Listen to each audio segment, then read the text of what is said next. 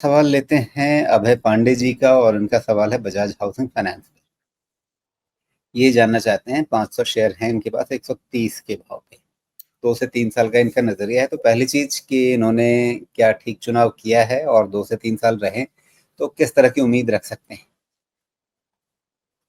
2 से 3 साल के लिए एक बार वैल्यूएशन समझ लेते हैं।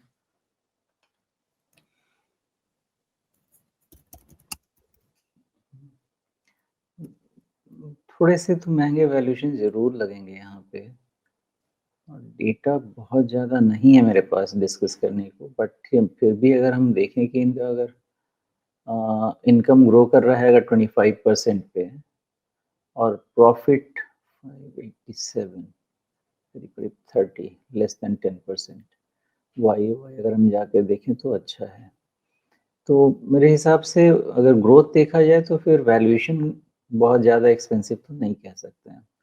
तो इस केस में क्या हो सकता है? इस केस में इस सेक्टर में टेलविंड आएगा कब? इस सेक्टर में टेलविंड तब आता है जब आपके इंटरेस्ट रेट थोड़े धीमे सॉफ्ट हो जाते हैं, लिक्विडिटी एडिक्वेट हो जाती है।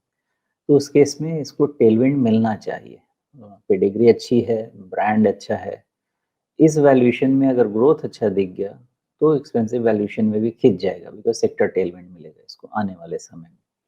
मुझे नहीं लगता कि 2 साल से 3 साल में बहुत तकलीफ होनी नहीं चाहिए, मुझे तो ऐसा नहीं लगता है।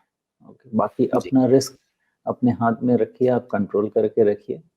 इसमें एक इम्पॉर्टेंट चीज़ ध्यान रखिए, रिजल्ट तो आ चुका है, रिजल्ट ठीक है, रिजल्ट का रिएक्शन भी ठीक है, लेकिन 130 का वेट करना चाहिए। उसके ऊपर क्लोज होगा तो आपके पास फिर मोस्टली ये क्लैरिटी रहेगी कि यहाँ से रिस्क थोड़ा कंटेन हो जाएगा। क्यों कंटेन हो जाएगा? क्योंकि मोमेंटम आपको लेके चला जाएगा करीब करीब 150 की तरफ।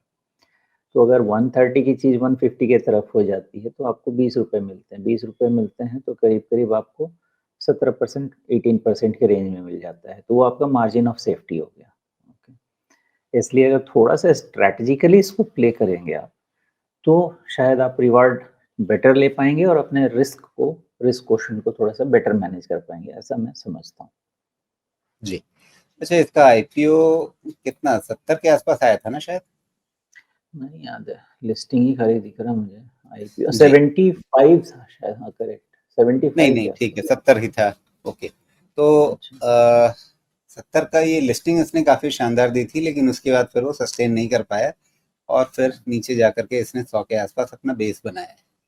वहां से 100 से भी तो ये चल गया 25%, लगभग 24%।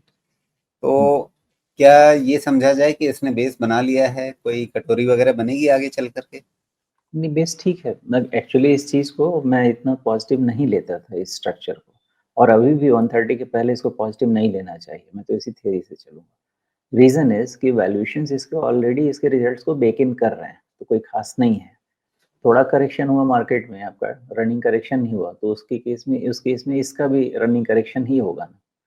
तो अब जिस तरह से 25% का ग्रोथ चलता जा रहा है ना, ये आपके वैल्यूएशन को एक रीजनेबल लेवल पे लेता आ रहा है। अदरवाइज आज भी अलर्ट मेरे सिस्टम में लगा हुआ है 75 रुपीज़ का ही, कि आईपीओ प्राइस पे आएगा तो वहाँ पे इसकी वैल्यूएशन हम शुरू करेंगे।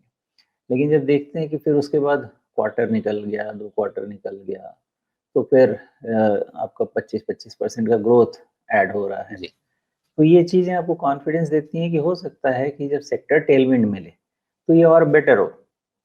इसलिए, लेकिन इसमें एक इम्पॉर्टेंट बात ये रहेगा कि एक्सपेंसिव अगर वैल्यूएशन रहेंगे, तो उसमें आपका रिटर्न का जो माइलेज है वो थोड़ा तो डेंट ज़रूर होगा, वो फॉर श्योर है।